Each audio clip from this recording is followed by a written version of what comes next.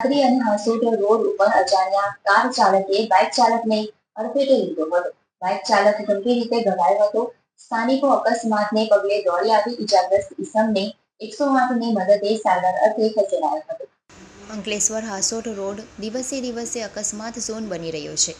ખાસ કરીને national highway number 228 Dandi heritage માર્ગ ઉપર અંકલેશ્વર શહેરમાં પ્રવેશતા હાંસોટ રોડ મુંડેશ્વરી મંદિરથી ભરૂચી નાકા સુધીનો માર્ગ અકસ્માત ઝોન બન્યો હતો.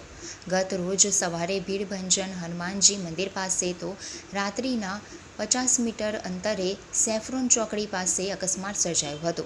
બાઇક સવાર ઈસમ સેફ્રોન 3 રસ્તા નજીકથી પસાર થઈ રહ્યો હતો તે દરમિયાન કોઈ અજાણ્યા 4 વ્હીલર ચાલકે તેમની બાઇકને ટક્કર મારી ફરાર થઈ ગયો હતો.